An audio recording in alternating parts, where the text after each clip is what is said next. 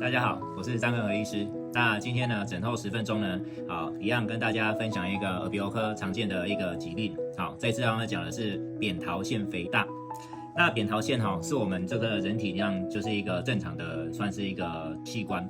它有一些免疫的功能这样子。那扁桃腺呢，它如果过于肿大呢，它有可能会造成一些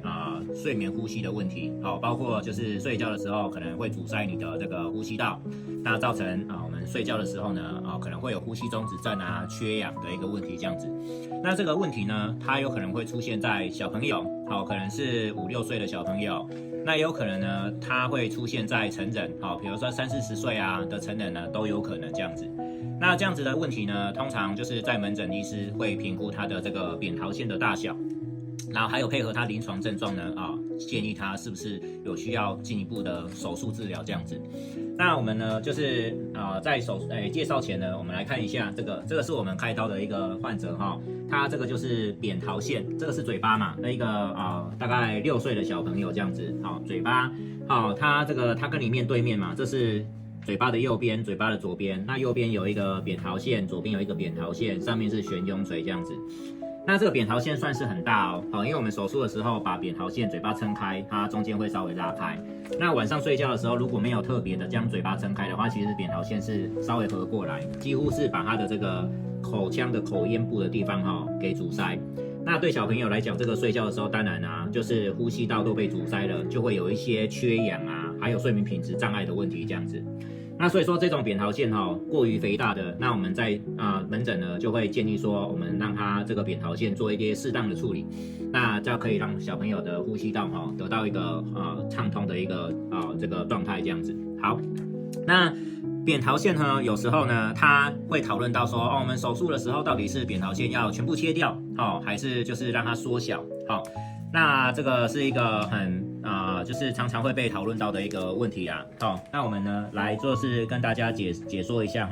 一般来讲呢，我们的嘴巴长这样子下面是这个舌头是舌头。那这个是我们的右边，这是我们的左边，它跟你面对面那以中线为基准，右边的扁桃腺，左边的扁桃腺，正常应该大概是这样子这个算是第1级的扁桃腺如果以中线来讲的话，那我们在中间再取一个中线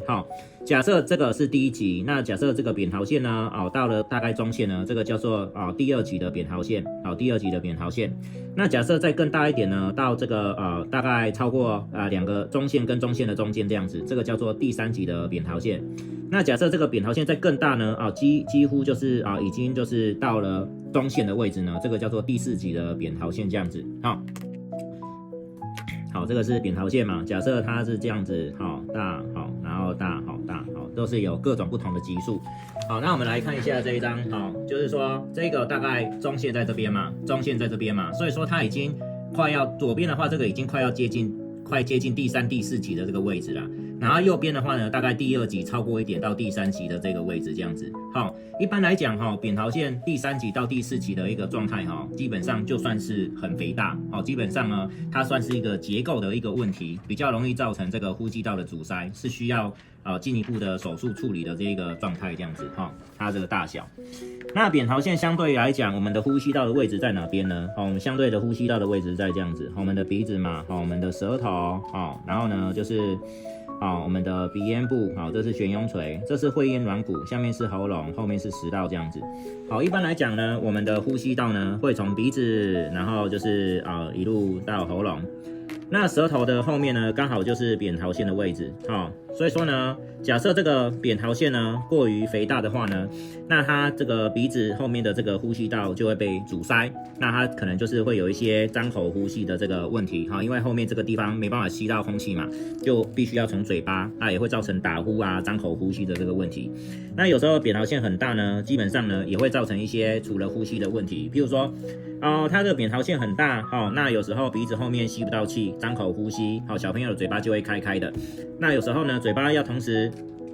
讲话啦，呼吸啦，又要吃东西吃东西就会比较慢然后有时候呢，基本上呢食物也比较难吞咽小朋友也会影响到他的这个生长发育的一个状态这样子不管是睡眠品质会受到影响，生长发育也会受到影响这样子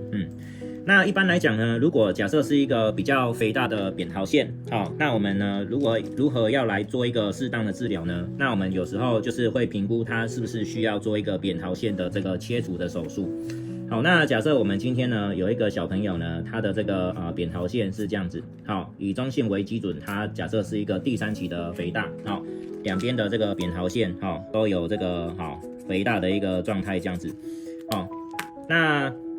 其实它正常的大小旁边都还有一些，正常的大小旁边都有一些。那这样子的扁桃腺基本上就很容易影响到呼吸的通畅啊，而且呢，扁桃腺上面会有耳咽管，就是我们耳朵在鼻子的开口，它被这边往上顶呢，有时候呢也会造成耳咽管的这个功能受到影响，那有可能会造成小朋友的耳闷啊、头晕啊，甚至积水的一个问题这样子。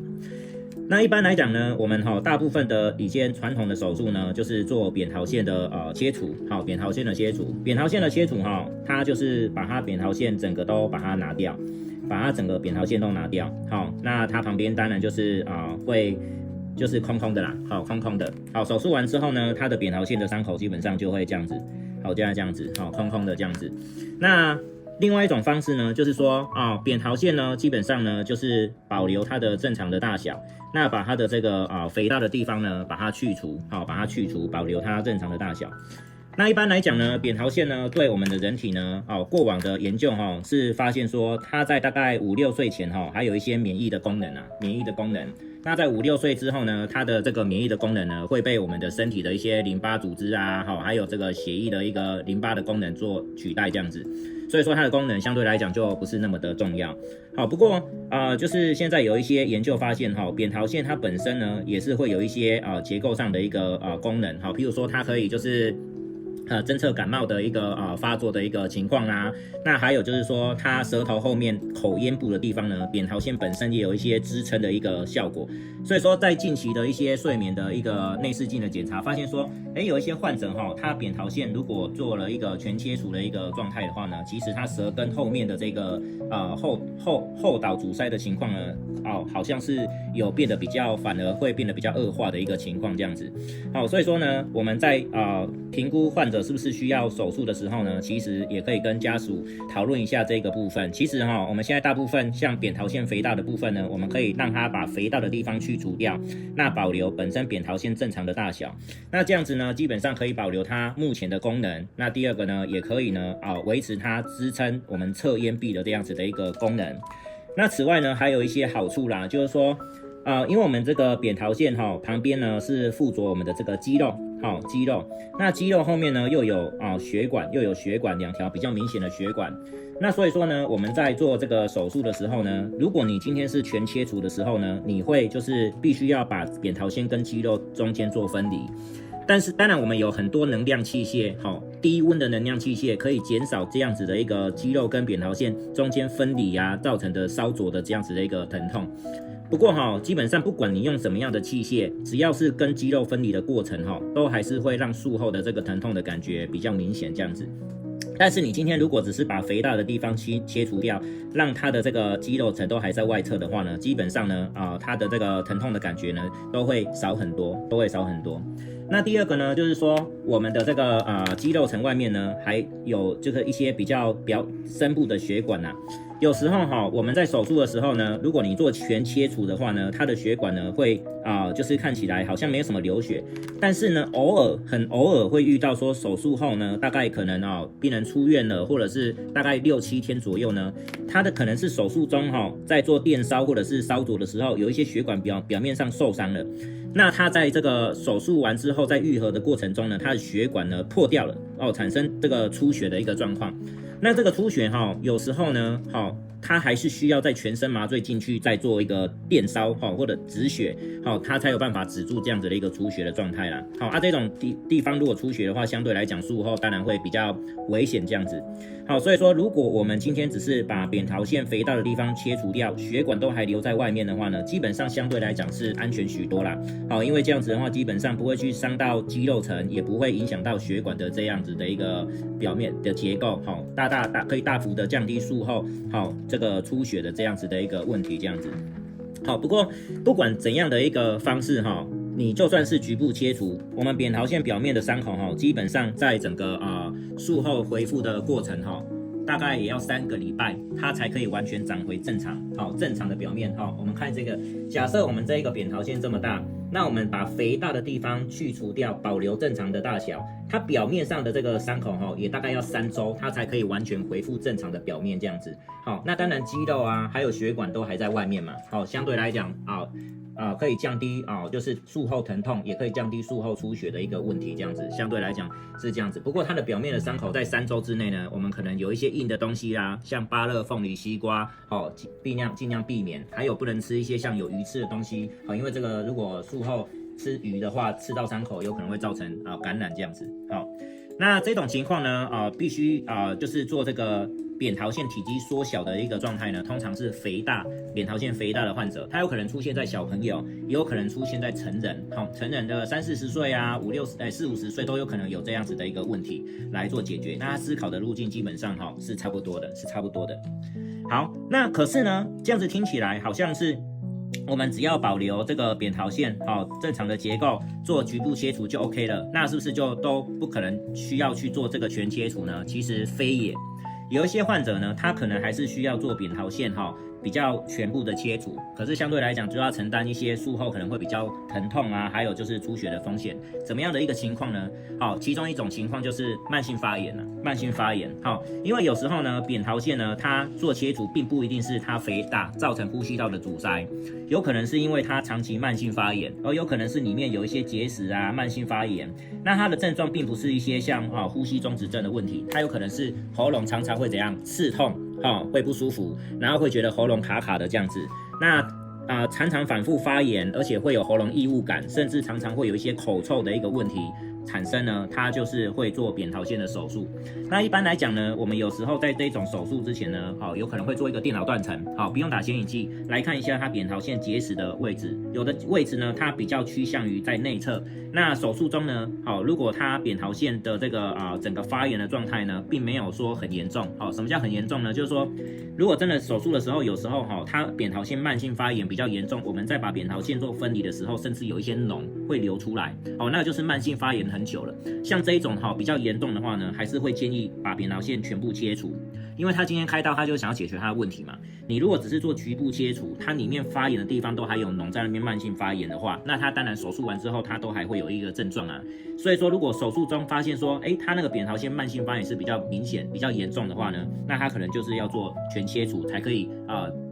解决他的问题。那如果你今天术前电脑断层结石是比较明显，在比较偏内侧，那手术中的时候发现说，